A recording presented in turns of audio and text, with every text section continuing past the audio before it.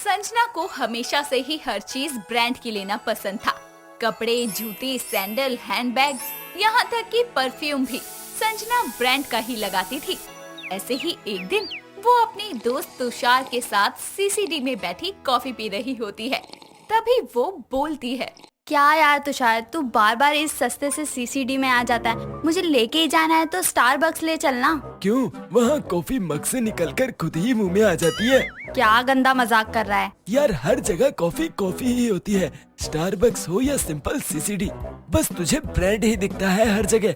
पता नहीं तेरी ये पागलपंती कब खत्म होगी। तब खत्म होगी जब मैं एप्पल का लैपटॉप ले लूंगी, जैसे उस आदमी के पास है जो वहाँ बैठा है। मन कर रहा है उसे छीन लूं। ओए पागल, इतने महंगे शौक मत पाल। तू जानती है उसकी कीमत कितनी ज्यादा है? 1.5 लाख से कम का नहीं है। कीमत चाहे जो हो, लैपटॉप तो मैं लेके रहूंगी, फिर चाहे कुछ भी हो जाए। अब तू चल, घर भी जाना है। संजना की बात सुनकर तुषार जल्दी से कॉफी खत्म करता है और दोनों बाहर आ जाते हैं। तुषार जल्दी से अपनी बाइक को स्टार्ट करता है और संजना उस पर बैठ जाती है। तभी कुछ दूर जाते ही उनकी बाइक एक रेड लाइट पर रुकती है। तभी संजना की नजर एक कार में बैठे लड़के पर जाती है जो एप्पल के लैपटॉप पर काम कर रहा होता है। उसे देखकर संजना मन ही मन सोचती है, एक दिन ये महंगी गाड़ी मेरे पास भी होगी और मेरे हाथों में एप्पल का लैपटॉप होगा और मेरा ड्रीम पूरा हो जाएगा। बड़ा सा घर, ब्रांडेड कपड़े, उफ क्या लाइफ होगी मेरी। संजना अपने ख्याली पुलाव बना ही रही होती है कि तभी ग्रीन लाइट हो जाती है और हॉर्न की आवाज से वो अपने ख्वाबों से बाहर आती है। कुछ देर में तुषार संजना को उसके घर ड्रॉप करके वहाँ से चला जाता है और संजना फ्रेश होकर अपने फोन में एप्पल के लैपटॉप के बारे में सर्च करना शुरू करती है और खुद से बोलती है, कितना स्लिम है ये और इसका लुक भी कितना अच्छा है और मेरे हाथों में तो ये और भी सेक्सी लगेगा। 2,39,900 का है। काफी पैसा जमा करना होगा। काश मेरा भी कोई अमीर लड़के से टाका भिड़ जाए और वो मुझे इम्प्रेस करने के लिए गिफ्ट में दे दे एप्पल का लैपटॉप। हाय मेरे ये महंगे महंगे ख्वाब। ऐसे ही वक्त बीतता जाता है और संजना का एप्पल के लैपटॉप को लेकर क्रेज बढ़ता जाता है। ऐसे ही एक दिन संजना की माँ अनीता उससे बोलती है, अरे बेटा, आज घर में मेहमान आ रहे हैं काफी सारे, तो तू मेरी मदद कर दे जरा रसोई में। माँ, इतनी मेहनत करने की क्या जरूरत है? आप बताओ क्या क्या चाहिए, मैं अभी ऑर्डर करके मंगवा देती हूँ। अरे पागल है क्या? जितने पैसे तू बाहर से खाना मंगवा कर बेकार करेगी, उतने में तो घर पे अच्छा खाना बना लूँ मैं। तो फिर बना लो ना माँ, मुझे क्यों कह रही हो? वैसे भी आपकी बेटी ये सब चूल्हा चौका नहीं करेगी। अरे अरबपति से शादी करूंगी मैं, जिसके घर में डस्टबिन भी ब्रांडेड होगा। इतना कहकर संजना अपने ख्याली पुलाव बनाती हुई वहाँ से चली जाती है और बेचारी अनीता अकेले ही सारा काम करती है और यूं ही वक्त बीतता है। और एक दिन संजना कॉलेज के गेट पर तुषार का वेट कर रही होती है।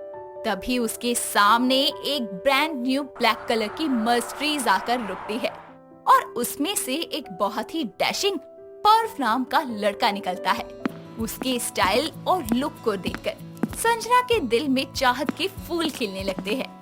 तभी पर्व अपना एप्पल का आईफोन अपनी जेब से निकालकर कान पर लगाता है और बात करता हुआ संजना के पास से निकल जाता है और उसे देखकर संजना बोलती है, जी शॉक की घड़ी, पार्क एवेन्यू का परफ्यूम, जैक एंड जोन्स की जीन्स, जॉर्डन के जूते, नाइकी की टी शर्ट, एप्पल का फोन और हो ना हो उसके बैग में एप्पल का ही लैपटॉप होगा। तभी वहाँ तुषार आ जाता है और दोनों साथ में क्लास में जाते हैं। सभी स्टूडेंट अपनी अपनी सीट पर बैठ जाते हैं। तभी वहाँ पर्व की एंट्री होती है और वो संजना के पास आकर बैठ जाता है। क्लास ओवर होती है। तभी पर्व संजना से बोलता है, हेलो, आई एम पर्व, क्या आप मेरी थोड़ी मदद कर देंगी? श्योर, मैं संजना, आप बताइए क्या मदद चाहिए? वो मुझे असाइनमेंट बनाने में हेल्प चाहिए थी। मेरे पास लैपटॉप भी है, बस आप थोड़ा बता देती तो आसान हो जाता। हाँ हाँ, क्यों नहीं, चलिए मेरे साथ कैंटीन में, मैं समझाती हूँ। संजना पर्व के साथ कैंटीन में चली जाती है, जहाँ पर्व अपना एप्पल का लैपटॉप बैग से बाहर निकालता है, जिसे देखकर संजना मन ही मन बोलती है, हाय मेरी जान, एप्पल का लैपटॉप, कितना कमाल है ये, जल्दी से हाथ लगा लूं मैं इसे। आजा आजा मेरे पास आजा।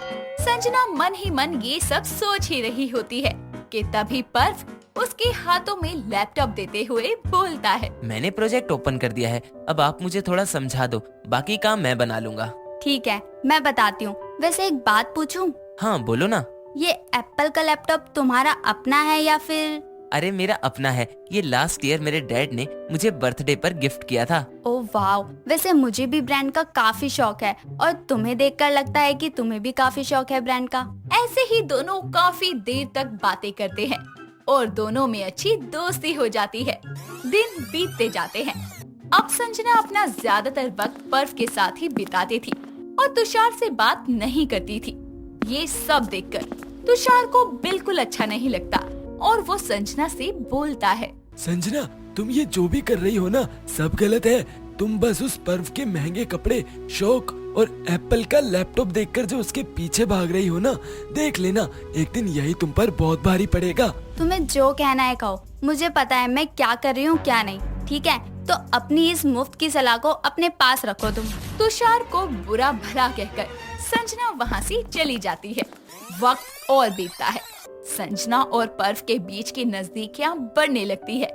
ऐसे ही एक दिन संजना पर्व से बोलती है। पर्व, तुम मुझे पसंद करते हो ना? ये भी कहने की बात है संजना, तुम्हारे अलावा मैं किसी को पसंद नहीं करता। तो फिर मैं जो मांगूंगी तुम मुझे दोगे ना? अरे बिल्कुल दूंगा, बोलो क्या चाहिए। मुझे एप्पल का लैपटॉप, एप्पल की घड़ी, एप्पल का फोन, सब कुछ चाहिए। बस इतनी सी बात? ठीक है, कल शाम मुझे मिलना, मैं सब दिला दूंगा। पर्व की बात सुनकर संजना झट से उसके गले लग जाती है और अगले दिन शाम को संजना पर्व से मिलने के लिए उसकी बताई हुई जगह पर जाती है और पर्व उसे अपने साथ एक छोटे से घर में ले जाता है, जहां कुछ पुराने लैपटॉप और कुछ पुराने फोन पड़े थे, जिन्हें देखकर संजना बोलती है। ये सब क्या है? ये मेरा घर है और यही मेरा काम है। मतलब? अरे मतलब यही है कि मैं इन पुराने फोनों को ठीक करके सेल करता हूँ।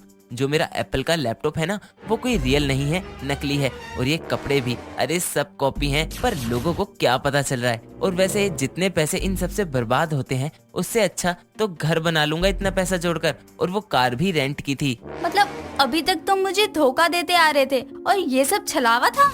अरे मेरी तो खाली चीजें छलावा हैं, तुम तो पूरी की पूरी छलावा हो। अरे अगर मैं सिंपल सीधा लड़का होता तो तुम कभी आती मेरे पास? बस मेरे कपड़े, फोन देखकर ही तुम मेरे पास आई। तुम खुद को वो दिखाने की कोशिश कर रही हो जो असल में तुम हो ही नहीं। पर्व की बात सुनकर संजना का सर शर्म से झुक जाता है और वो बिना उसे कुछ कहे वहाँ से सीधा तुषार के पास जाती है और रोते हुए उसे बोलती है। यार तू सही कहता था, मैं पागल थी जो हमेशा इन ब्रांड्स के पीछे भागती थी। कुछ नहीं रखा इस एप्पल के लैपटॉप में, स्टारबक्स की कॉफी में, सब बेकार है ये। मुझे नहीं चाहिए कुछ भी, मुझे माफ कर दे यार। तुषार संजना को गले लगाकर चुप करवाता है, जिसके बाद संजना उसे सारी बात बताती है और अब संजना जरूरत के मुताबिक ही पैसा खर्च करती और चीजें लेती। कॉलेज पूरा होने के बाद वो अपने खुद के पैसों और मेहनत से एप्पल का लैपटॉप खरीद ही लेती है। मेघा अपने घर में काम कर रही थी, तभी उसका पैर फिसलता है और वो नीचे गिर जाती है। अब जैसे ही मेघा नीचे गिरती है, वैसे ही उसके सर पर चोट लग जाती है और वो बेहोश हो जाती है। मेघा के घर पर कोई नहीं था, बस इसीलिए मेघा काफी देर तक बेहोश ही पड़ी रहती है। अब कुछ समय बाद जब उसे होश आता है, तो वो अपना सर पकड़कर उठती है। हे भगवान, लगता है अब मुझे अपने घर में किसी को अपनी हेल्प के लिए रखना ही होगा। वो खुद से बातें कर ही रही थी कि तभी उसके दरवाजे की बेल बजती है। मेघा अपने सर को पकड़ते हुए दरवाजे तक जाती है और दरवाजा खोलती है, जहां वो अपने पति को देखकर उससे कहती है। अरे अनिरुद्ध, आप यहाँ? आज आप जल्दी कैसे आ गए? अब घर जल्दी ना हो तो क्या करूँ? तुम्हें पता भी है मैं तुम्हें कब से फोन कर रहा था। फोन होते हुए भी तुम फोन नहीं उठाती हो। एक काम करो, फोन को तोड़ के फेंक दो। फोन? पता नहीं, मैंने ध्यान नहीं दिया होगा, अंदर रखा होगा कहीं। हाँ तभी तो कह रहा हूँ, तोड़ के फेंक दो फोन को। गुस्से में अनिरुद्ध अब अपने घर के अंदर आता है और मेघा अपने सर से हाथ हटाती है। जब अनिरुद्ध की नजर मेघा के सर पर लगी चोट पर जाती है, तो वो उससे बोलता है। मेघा, तुम्हारे सर पर ये चोट कैसे लगी? वो दरअसल मैं काम कर रही थी, तो मेरा पैर फिसल गया, जिस कारण मैं बेहोश हो गई। शायद जब मैं बेहोश हुई होंगी तभी आपका फोन आया होगा। मैं क्या करूँ तुम्हारा? इधर आओ, मेरे पास बैठो। मेघा अब अनिरुद्ध के पास बैठती है, जिसके बाद अनिरुद्ध फर्स्ट एड बॉक्स लेकर आता है और मेघा के सर पर बैंडेज लगाकर उससे कहता है, मैंने तुम्हें कितनी बार कहा है कि घर में एक नौकरानी रख लो, लेकिन नहीं, तुम तो मेरी सुनती ही नहीं हो। अरे अकेली हो, कल को अगर कुछ इमरजेंसी हो गई तो मुझे कैसे पता चलेगा? I am sorry. अब मुझे भी लग रहा है कि एक नौकरानी को हमें अपने घर में रख लेना चाहिए। तुम चिंता मत करो, मैं अभी नेहा भाभी से एक नौकरानी के बारे में बात करके आता हूँ। नौकरानी की बात तो करना, पर अनिरुद्ध जी जरा देखकर, क्योंकि आजकल की नौकरानी बड़ी ही शातिर होती है। हाँ बाबा, मैं ध्यान रखूंगा। अब तुम आराम करो, मैं नेहा भाभी के पास जाकर इस बारे में बात करता हूँ।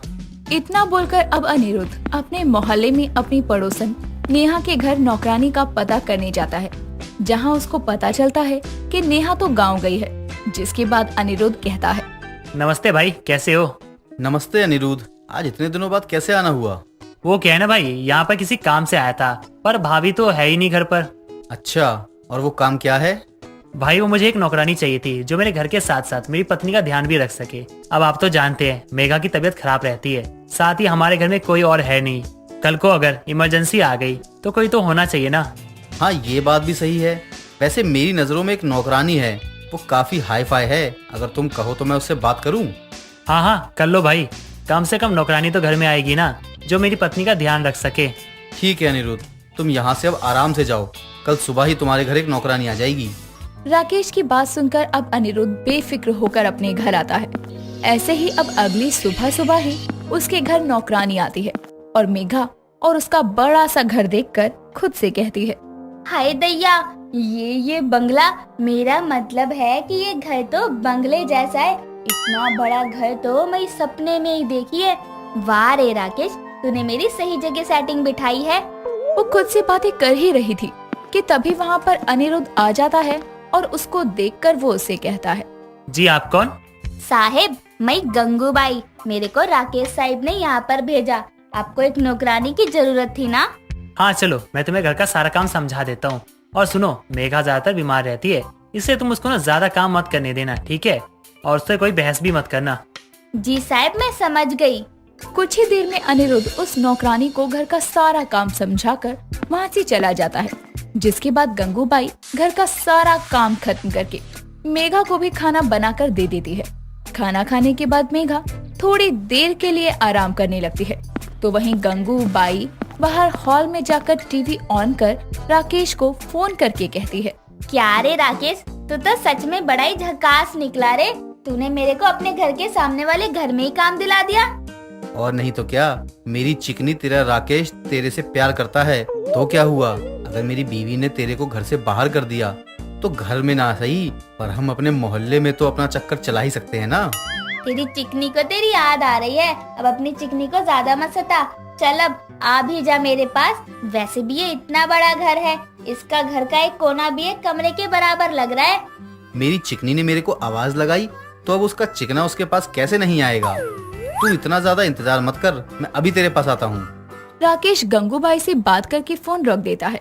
थोड़ी ही देर बाद वो मेघा के घर आता है। वो मेघा के घर आकर बैठा ही था कि तभी वहाँ पर मेघा आती है और राकेश को अपने घर में देखकर उससे कहती है, अरे राकेश भैया, आप यहाँ कैसे? मेरा मतलब है कि आप यहाँ आ गए और गंगूबाई ने मुझे बताया भी नहीं। भाभी, मैं तो अभी आया हूँ, और वैसे भी मैं यहाँ पर आपका हालचाल लेने के लिए आया था, क्योंकि कल अनिरुद्ध ने मुझे बताया कि आपकी तबीयत ठीक नहीं रहती, तो सोचा क्यों ना मैं ही यहाँ आकर एक बार आपका हालचाल देख जाऊँ। ये तो बहुत अच्छा किया राकेश भैया आपने। चलिए, अच्छी बात है। गंगूबाई, जरा राकेश भैया के लिए एक गिलास पानी तो ले आना। जी मालकिन, मैं अभी लाती हूँ। गंगूबाई अब राकेश के लिए पानी लेकर आती है और जब वो उसको पानी देती है तो राकेश गंगूबाई का हाथ पकड़कर एक रहस्यमयी मुस्कान देता है। पर उसकी इस मुस्कान और गंगूबाई का ऐसा व्यवहार देखकर मेघा को उन दोनों पर शक होता है, क्योंकि उसके पास कोई सबूत नहीं था और शक के तौर पर वो उन दोनों को कुछ नहीं बोल सकती थी। बस इसीलिए वो किसी से कुछ नहीं कहती। अब जब तक राकेश घर नहीं चला जाता तब तक मेघा भी हॉल से अंदर नहीं जाती। कुछ देर बाद राकेश के जाते ही मेघा भी कमरे में चली जाती है। इसी तरह से समय गुजरता है और समय के साथ गंगूबाई और राकेश का चक्कर यूं ही चलता रहता है। जब भी गंगूबाई छत पर जाया करती तब राकेश भी छत पर आकर उसके साथ नैन मटक्के किया करता। ऐसे ही एक दिन अनिरुद्ध और मेघा किसी काम से बाहर जाते हैं और बस इसी का फायदा उठाकर गंगूबाई राकेश को मेघा के घर बुलाती है। आज गंगूबाई काफी सज धज कर तैयार थी। उसको इस तरह से सजा धजा देखकर राकेश उसे अपनी बाहों में भर लेता है और उसकी जुल्फे पीछे करते हुए उससे कहता है, हाय, आज तो मेरी चिकनी सच में बहुत ही ज्यादा चिकनी लग रही है। मन तो कर रहा है आज तुझे छोड़ू ही नहीं। हाँ तो मैं कब तेरे को मना करी। मैं तो इसी फिराक में थी कि कभी ये घर से सब लोग जाएगा और मैं तेरे को इस घर में बुलाएगी। वो दोनों आपस में बातें कर रहे थे कि तभी वहाँ पर अनिरुद्ध और मेघा आ जाते हैं और उन दोनों को रंगे हाथ पकड़ लेते हैं। देखा अनिरुद्ध, मैं ना कहती थी कि इन दोनों का जरूर कुछ चल रहा है, पर तुम थे कि मेरी सुनते तक नहीं थे। हाँ मेघा, तुम सही थी और मैं गलत था, पर अभी आपस में बात करने का समय नहीं है। इनको सबक तो सिखाना ही पड़ेगा। एक आदमी जो अपनी गांव गई बीवी को धोखा दे रहा है और एक औरत जो अपने मालिक की आंखों में धूल झोंक रही है। निकल जाओ दोनों के दोनों यहाँ से। देखो अनिरुद्ध, जैसा तुम समझ रहे हो वैसा कुछ भी नहीं है। मैं तुम्हें सब समझाता हूँ। बस करो राकेश, मैं तुम्हें तो अपना भाई समझता था, बस इसलिए पुलिस के हवाले नहीं कर रहा हूँ। अगर तुमने कुछ बोला ना तो मैं भूल जाऊंगा कि मैं तुम्हें क्या मानता हूँ और मैं अपने आपे को खो दूं। उससे पहले तुम दोनों यहाँ से चले जाओ। मैं नहीं जानता था जिस नौकरानी को मैं अपने घर लेकर आ रहा हूँ उसका चक्कर मेरे ही मोहल्ले में चल रहा होगा। अगर मुझे पता होता तो कसम से भाई तुझे मैं कभी यहाँ नहीं आने देता। अनिरुद्ध का गुस्सा देखकर वो चुपचाप गंगूबाई और राकेश वहाँ से चले जाते हैं। इस तरह से अब अनिरुद्ध ना तो अपने घर में कोई नौकरानी रखता और ना ही कभी वो राकेश से बात करता।